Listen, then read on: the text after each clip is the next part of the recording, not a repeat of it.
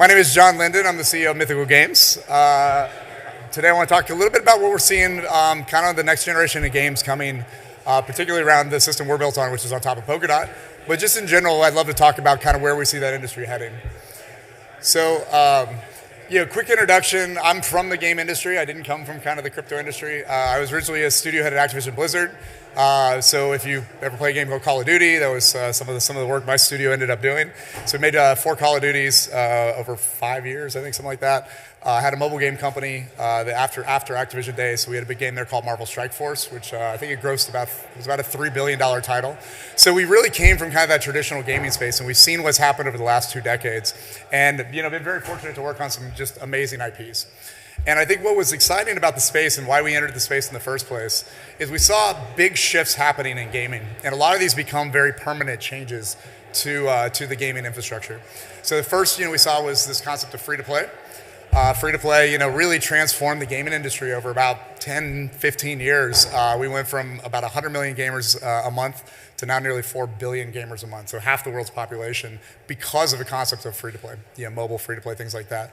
The second one that has been really, really amazing is the concept of user-generated content. And basically what that did for the industry was really 2 things. One, we ended up having more content than one studio could ever produce, but also we had more stakeholders involved now. We had brands and influencers and gamers themselves would become content creators and became a stakeholder within the game itself. And I think what we're seeing now is we're seeing the next set of transitions fully underway with gaming. And I think these are going to be permanent as well. And I think Web3 is really going to be kind of the mechanism for how these get delivered effectively. So kind of the first one is really the concept of economic tech, tradable assets, ownership. So we've seen a lot of that. I want to talk a little bit about what we've seen working and what's not working. The second one I think is going to be streaming. So if you think about it, I guess the acronym in Web3 would be DPEN, but basically the concept of how games get streamed, how they get distributed. And the third is really how players interact with each other. I think we're seeing some amazing transformations start to happen around social. And I'll go through each of those in just a second here. But the first one, we've seen a lot of iterations. I think some of these have been interesting. Some of them have not been as interesting to me. But we really have seen a lot of iterations in a very short period of time. And I think that's something to keep in mind is we're still pretty early in these days. We saw kind of the OG, this is the one that I think captured a lot of us from the gaming industry. The attention was concepts like CryptoKitties, right? We would have things to where I myself, I was never a whale in games. I would spend $30 or $40 in a free-to-play game, and next thing I know, I dropped $600 on freaking 2D images of cats, and I'm like, why did I do that? And it really kind of highlighted the concept of what this tech can do, and what it really becomes. It's no longer just entertainment. It really does become this concept of asset ownership or value creation within the industry. So we've seen a lot of these things happen from obviously what Axie did with the gamified collections, with some of the tradable collections with NBA Top Shot. We kind of entered the space. We had one of the earlier games. We were the first game on Epic Game Store to really start getting mainstream gameplay happening. With NFL Rivals, which was one of our big games, I think that was really one of the first big mass market games. And we've seen now a couple just this year kind of start joining that. And it's really exciting to see games like Off the Grid, NFL Rivals. There'll be a few others that are starting to really amass not quite 10 million players yet, but getting into the tens of millions rather than millions of players we've been in the last year or two. And I think what's most exciting are some of these games on the right. And why I'm excited about those is they're made by very, very accomplished game designers. The first one, Fusion Point, he created a game called EverQuest, if you ever saw that, or H1Z1, or PlanetSide. He's very prolific in the traditional gaming space. He's working on a new game. Everywhere is looking at doing a Web3 economy. That's the creator of Grand Theft Auto. He did Grand Theft Auto 3, 4, 5, Red Dead Redemption. I mean, he's probably the most successful game maker in the world. He's coming into the space. Matrix Fire, a team from Teamy, which used to do Call of Duty Mobile, they're in the space now. The guys from Words with Friends. You're starting to see real studios get behind these games, and I think that's a very exciting kind of transformation that we're starting to see. And I think the other thing we're seeing now too is we're seeing this concept of how do we deliver to these consumers, right? Because gamers are traditionally not crypto traders, right? They're not financial traders, they're consumers. They think in terms of liquidity. If you look at every game player-to-player economy ever, it's 2 panels, right? It's this is what I want, and this is what I'll give you. It's not bids and asks and floor prices and collection values and gas fees and things like that. So I think what we have to do, and we're seeing a huge change in this already. So we actually had a feature called Quick Trade, and we highlighted a little bit here. I had an animation, but I had to pull out all the animations and videos. Sorry about that. But what Quick Trade it really did for us, And what it's doing for, I think, the economies in general now is it allows you to kind of map how gamers trade with this amazing world of Web3. And so what I mean by that is, let's say in our NFL game, let's say I'm trading for Patrick Mahomes, right? Patrick Mahomes might go, I think he goes for $600 or $700 US. Well, there's not a lot of mainstream consumers that are just going to whip out a credit card and put a $600 digital asset on their credit card. It just doesn't happen. Or in-app purchases, you'll get a few, but not very many. And what's exciting though is that we have some that'll do it, right? We have some that'll pay a credit card. We have some that'll pay with crypto, directly. But now we have a concept where I can trade, which is a very, very familiar concept to gamers, right? So now I can put Mahomes on the left side. Let's say it's $600, and now I see all my assets on the right side. Now, what's happening behind the scenes now, what we can do in Web3 already is we can start seeing, I think in NFL we have about 50 or 60,000 active bids at any given second. So now we start having a lot of inventory we can pull from. And I can now see all my assets, and maybe, I hope there's no Green Bay Packers fans in the audience, but I'm going to pick on them. Maybe I want to get rid of my Green Bay Packers, and I'm going to select 5 of the Green Bay Packers, and as I do that, they're being priced in real time. And if I have $600 on one side and $600 on the other, I have a free trade as a consumer. So I can hit the trade button, I get my asset, I get rid of my other assets. Awesome. That's how gamers trade. What's really exciting from the Web3 perspective and from the game developer's perspective is that I real-time, basically what the tech does behind the scenes using Web3 is that we real-time bought from one seller and we real-time sold those 5 assets to potentially 5 different buyers, all in a few seconds. And that is very transformative because what we're able to do now is we're able to mix cohorts together, right? In gaming, there's people that do speculate. There always will be. There's people that farm things. There's people that are whales and they just spend a lot of money. But a majority of players are free. They come in to play the game and enjoy the game. But now you're able to start using Web3 to mix and match all of these audiences together. What's happened for us now, since we launched that feature, our revenue from NFL Rivals went from 20% of our revenue was secondary, 80% was still traditional gaming revenue. This year going into season 2, it's nearly 70% is secondary. So we've been able to really start monetizing all of these users that are just playing in these worlds. And that's been really, really transformative to where we're going. So I want to show a couple of things. This is kind of the concept of quick trade here. So basically the two pieces coming together. And being able to collect those transaction fees. So behind the scenes, the Mythos chain, the game developer, Mythical, we actually collected multiple transaction fees off of a free trade. And it's all kosher with Apple, Google. We got it all officially licensed with Apple and Google. It now works with Epic. It's working with Xbox and PlayStation now. So you're able to tap into almost the entire gaming industry with these new concepts. And that's very powerful for where I think the industry is heading into 2025. So just want to really show the scale of what we're starting to see. So we are sitting ourselves at roughly about 6-7 million wallets already from consumers. I know Gunzilla is out there. I think they're sitting on something similar now. I think those are still testnet wallets, but they'll be able to convert a lot of them in when the game goes live. But I think just on games we're starting to see already, I think we're going to see us grow over the next 6 quarters to about 63-65 million wallets just from games already in the pipeline. That's starting to get real. That's starting to become a real number.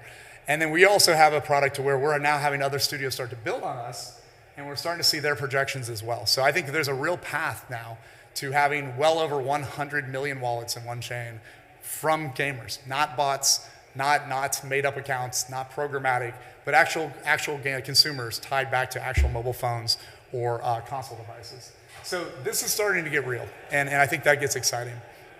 I was going to highlight just a couple just real quick, and I think the reason I want to highlight this was a couple stats that we've seen that are really, really powerful. So this is our game, NFL Rivals. This is kind of fun. I took this 2 days ago in Kansas City. So, the Kansas City Chiefs now are actually promoting a Web3 game in the stadium, which is awesome. It's also my hometown, which makes it even more special. But it's really great. I mean, this is actually, I think it was Monday Night Football 2 weeks ago. Literally, they had a Web3 game that was being broadcast during the replays, right? So we're starting to get into that mainstream culture, which I think is exciting to see. This is probably my favorite stat, though, and I'm very proud of this one because we came up in this game with a Web3 game, and everybody was like, "You're going to get bombed. Gamers hate NFTs. This is going to be terrible. You're going to end up with this, review bombed game." But we're coming in against a 37-year-old incumbent, right? Madden has been around for 37 years. I hope that doesn't make anybody feel old, but 37 years Madden's been in market. We came in with our first year, and we actually outranked them by the user ratings themselves. So Madden's sitting at a 4.7. We're sitting at a 4.8 now. This one I just had to add because this is fairly new, because Google refreshes every year, so this is the new stats. Obviously, they're bigger than we are still. but their game is rated a 4.4 on Google, and we're rated a 4.6. And I think that's a really critical time to kind of evaluate that this is going to work. This Web3 is going to work with mainstream consumers, and we're seeing it work. They're liking it. In fact, they're liking it. They're reviewing it even better than the incumbent games. So the other reason I want to highlight a game called Nitro Nation. This is the first game that was being built on our platform, so this is not by us. But what's exciting about this is the same concept. This game is actually built on a franchise already that's been around for a few years. So this is the new version of their game. I think the last game was called Dragon Drift or something like that. But this game had 85 million players on mobile, and now we're bringing games like this into the ecosystem. This is a lot of wallets starting to be created. It's also a lot of people that are being introduced to these concepts for the first time. And I think that's a big opportunity for the industry in general in terms of kind of where does this go. So some Dead Mouse actually did a promotion and a party for the game, which was I missed it, but it sounded like it was fun. Blanco's just another example. You know, what we've seen already and where we've gone in a very short amount of time in this industry. We originally released this game on PC. The game had about 1.5 million players on PC. This is the first game to ever get released by Epic Game Store. I think there's now about 120 games that are being submitted into the Epic Game Store. So we've gone a long way from I think we were the first one in late 2021, early 2022. Now there's 120 games already starting to kind of go through these distribution channels. And these games are great. I mean, we're starting to bring it to mobile. We actually think this game on mobile can probably see 30, 40, 50 million people. So we're in that phase now to where we've had enough time as an industry to start to mature. We're having real gameplay. We're having multiple studios that are actually getting good attention from the mainstream public, which is awesome. This one that everybody loves to show. I had to show this off real quick. This is I'm excited about where we're kind of heading with a game like this, because this is the first instance, I think, of a Web3 IP, an IP that started off as Web3 that actually can go very mainstream in gaming. So we partnered up with Pudgy Penguins. We're working on a game with them right now. It's super adorable. These little characters and NFT pieces are gonna go really well. We've done a lot of gameplay tests. It's really grabbing a lot of attention already, which is awesome. And we announced this last week with Pudgy. And I was gonna snap a quick shot of the gameplay, but you can see it's real gameplay, real games happening here on kind of where we're heading. The last one I'm going to give you a little bit of tip off, but we're very excited. I was hoping to announce it today. We missed it by about 2 weeks, but we are going to be announcing another major game in the sports genre. And I think what we're excited about this is, again, this is that continuation of where Web3 is going in a very short period of time. So I can't reveal what the game is yet. It's another sports title. What I can say is that if you look at NFL is about 25 million players a year. We got to about 6 in our first year. The incumbent in this game, in this category, has 500 million players every single year on their game. And we have a new version of this game coming, so fully Web3 again. So we are now entering territories as a collective industry. I literally think we will see well over 100, maybe 200 million people joining in the next 12 months into this ecosystem. So things are making very rapid improvements, which is exciting. So I want to talk a little bit about Mythos. Mythos is not just Mythical. Mythical is one of the partners, but these are the companies that have joined Mythos recently. And I love seeing this. This is kind of our NASCAR slide. These are all pretty big names, either in the East or in the West, right? Some people might not know them from the West. Groups like Line or Netmarble or Come to Us, these are juggernauts in the East. Everybody's starting to come together. Bandai Namco, that's one of my favorites with Pac-Man, So these are like real studios that are really thinking about the space and coming into the space in a very big way. So what I want to show here is that every talk around gaming has been very much focused around marketplace. And I think where we're heading is not just marketplace, right? The concepts I mentioned before around distribution, around social is going to become a very large concept here. Oops, this one here. So social, I think, is an area that you're going to see a lot of more investment in. I think you'll see a lot more companies jumping into this space. But the idea of the next version of Discord, right? Discord has nearly 200 million daily players, or daily users in that. I think we're going to start seeing some big changes happening. Mythos is actually partnering up. We announced an early partnership with like an FSL, which makes the game called Step and Go. They have about 5 or 6 million players in their ecosystem. We have about 5 or 6 million in ours right now. But basically, it's the opportunity now to come together from a decentralized social opportunity. And I think there's going to be things like community tournaments, right, that is going to drive this into a whole new level, to where now players can come in. No matter how many live ops or live events you try and do in a video game, the community always has more ideas every time. So what this allows is allows players to kind of come up with their own. They can basically have a smart contract. They can come up with what the rules are. We're also seeing a lot of interest around sponsors, right? How do people get into games? How do they be associated with video games? Maybe they're not directly in the game themselves. So you could have content partners, you could have brand partners that are actually throwing these events using the Web3 architecture behind the scenes. And I think this is going to be a very, very powerful opportunity of where we go. And then the last piece I want to kind of show, the other big piece that we really, really believe in heavily, and there's not a lot of work being done in this area quite yet, but cloud streaming is definitely the future of games. And it's something that the industry has been trying to figure out in general. The challenge with this is it's incredibly cost prohibitive, but it will be coming, right? If you think about it right now, if consumers want audio, it's on demand. If they want video and movies, it's on demand. You want a video game, you have to download 80 gigabytes and hopefully your hard drive doesn't fill up. And then the next time you log in, it's probably a 3 gigabyte update, right? It's very archaic compared to what other forms of media have taken on. And the reason for that is that it's this little device called the GPU, right? So the GPUs are required for every game. You can't really shard or multitask on a GPU. It's a dedicated one-to-one. And they're really damn expensive, as people have. I've seen a lot of companies out here basically trying to kind of tokenize GPUs because they're such a big asset for AI, for mining, all that type of stuff. So you can do it now. Stadia tried to do it. I mean, Google is one of the biggest companies in the world. They tried to do it. They weren't making good economics on it. Xbox and NVIDIA are probably the only two that have been able to do it. One is Xbox is just literally throwing tons of money at it. I'm not sure if you've ever used the Xbox cloud system. It's literally racked up Xboxes in a data center. That's it. So one person uses it. When they leave, somebody else uses it. It's a very inefficient process. NVIDIA obviously makes the chips, so I think they have a little bit of a subsidy that they're able to do. But overall, it's very cost prohibitive. In fact, the data right now is it costs about $2.50 an hour to use a GPU in the cloud. So if you wanted 1 million people in your game right this second, it would cost you a whopping $2.5 million an hour just to pay off the hardware alone. So it's just not very efficient at this point.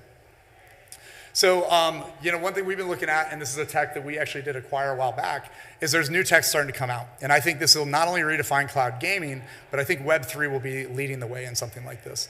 So the idea behind this is that what if you can not use cloud GPUs, you can actually use the GPU sitting on your mobile phone, sitting in your PC and your Mac already. If you can use that and do the edge, so you're running the game in the cloud and you're basically using the GPU on the edge, you can actually avoid having those costs. And so this is what this type of tech does. And it's actually starting to work pretty well. So it's still a little early days, but we've actually been able to get games running now full high definition, nothing installed on the machine at all. And we can run it at effectively the same bandwidth as Netflix runs. So if you can run a high definition Netflix stream, you can basically stream an entire game. And not only that, we've seen there's a lot of interest in Web3. So why would there be interest in Web3? Why would we want to lead with Web3 in a tech like this? Well, you can start doing really amazing things. If I can jump from game to game, I can jump to any 3D experience I want to see next, you still would have to go back and log in. You still have to go back and add your credit card, right? But if Web3 can start controlling identity and letting your identity flow between these 3D experiences and your assets are coming with you and your currency is coming with you, it truly does become kind of the basis of a 3D internet. So I think that things like this are going to be another big investment coming into gaming, into Web3. So it's not just to me about the marketplace tech. The marketplace tech is great. We're already seeing, I think, collectively about $1 billion a year being transacted. I think next year that'll double or triple. I think social will wrap that, but I think tech like this is really where we see coming next. And this has to be done by a Web3 infrastructure, and it literally unlocks a decentralized 3D internet. So we're very, very excited on where this is heading. We're starting to see a lot of companies, oops, my clicker stopped working here. Our goal is to have this live. We are going to be putting this on Polkadot. I'll tell you why in a second. But we are working through this right now. We have several companies already testing this already, and it's actually working quite well. There is this concept of the metaverse. I usually have a demo. I started doing a demo of this, and unfortunately I had to cut the video. But what's really exciting about this is there's actually tech now to where you can walk from one game engine real time into another game engine without ever leaving the client. I can literally move from game experience to game experience. And again, the concept behind that is that if I have decentralized identity, and I can now, my identity instantly goes from one game engine and one company into another game engine to another company, that becomes a very powerful conduit to move people between these 3D experiences. So the tech actually does work already. I'm happy to show a demo if anybody wants to see it. But these are the types of things I think we get really excited about the next generation of games, right? Once now you have games that are distributed differently, they're interacted socially differently, and they're monetized differently. And all that is pretty much has to be done through this Web3 architecture. So overall, I don't think we've really seen a dominant game chain yet. And I think this is one of probably my frustrations and probably a lot of people's frustrations. In fact, I've been in the industry for a while now. I'm one of been longer in the industry than other people. But what's interesting is from the gaming perspective, there's always been, this is the chain that's going to win, right? And if you actually chart that out since 2018, I think we've seen almost every chain is going to win at some point, right? So originally EOS, then Wax, then Ethereum. I think Polygon had a nice run for a year or two. Solana's up there right now. Avalanche is now kind of the king. But I actually think what we're seeing right now, I think where we're going to see this shift is we're going to, to me, the mantra here is follow the users, follow the players. Fundamentals will matter in this space. It just will. Where the players drive activity, and I'll show why in just a second here, where they drive that activity, they drive activity differently than crypto traders. They drive it differently than DeFi. And if you follow where those patterns are, you'll see where the chains will win. So I think we're entering into an era to where the chains that control the players are the chains that are going to win long term. So why is that? So two things. One, I get a question all the time. Why do we choose Polkadot? Well, I think Polkadot's very interesting for a couple things. One is that, they actually can handle a lot of the TPS we're already seeing. So we're higher, I think right now, Mythos does on steady state about 25 transactions a second already. And we only record sales, and mints, that's it. And we're already seeing kind of 25 TPS already. If you look at some of the chains already, that would actually max out several of the chains already where they're at. So we do have this issue. And in fact, the funniest one I'm looking at is if you really want to look at scale, if you think about like a Call of Duty, this is now, I'll date this a little bit. This is probably 5 or 6 years ago when I was running Call of Duty. We saw about 1.8 million games a minute played. So 1.8 million games. If we just took a record of that and we just recorded to the chain, match started. That's it. All we just said, match started. I think it comes out to about 1,800 TPS, something like that, or 1,500 TPS. So that would basically take out almost any blockchain in the world right now, just recording a match started in Call of Duty. So that's the volume we could start seeing. And most chains are not ready to handle that. But we are starting to see some of them. Solana is actually doing pretty well. I think they're one you could probably back right now on a game.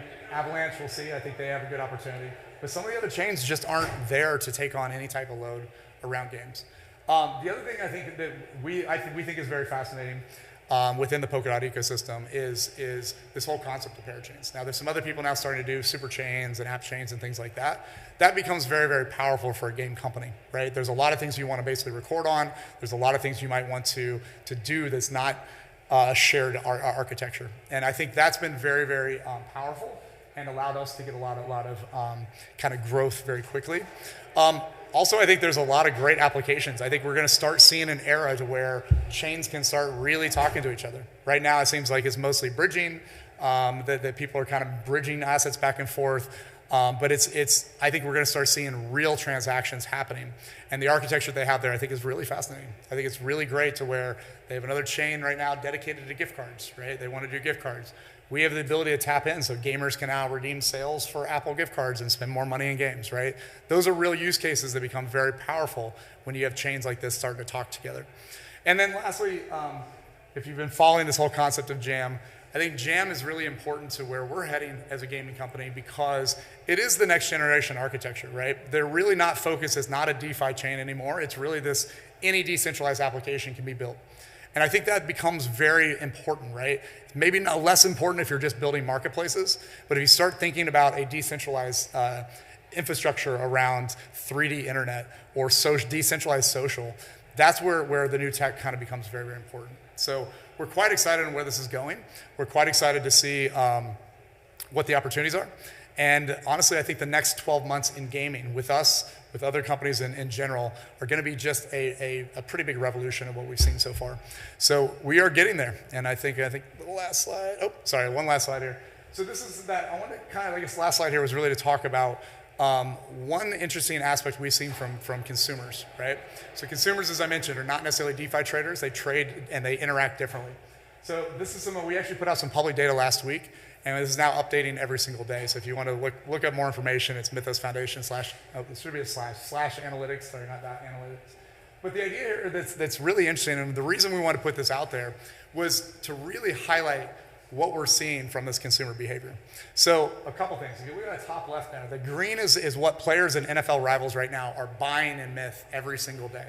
A lot of times they do it in the game themselves through in-app currency. Sometimes they're doing it, through on-ramps. But they're basically buying a lot more than they're selling. The red is what they're selling. So that's how much they're withdrawing out of their wallets. I think it comes out to, for the year so far, we've seen only about 24% of consumers have taken any money out of their wallet. 76% of that money stays in the ecosystem.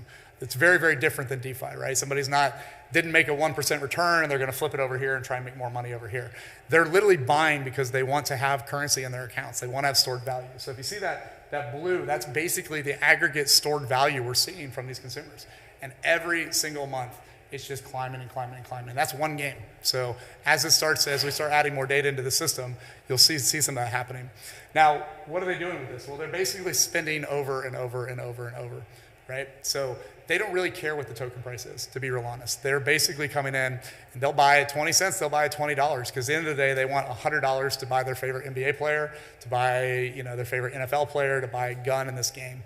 They really are agnostic to price, which is actually a really interesting opportunity from the ecosystem. So what they're doing is they're spending back into that economy. And you can see here on that chart, that second bar is actually just October and November. So already just 5 days into November, we've already outpaced all of what last quarter did on this chain. And I think that's, again, shows the growth. This is one game, and you can see every single month there's more and more transaction volume as more people join these ecosystems. We've now amassed about 6 million wallets.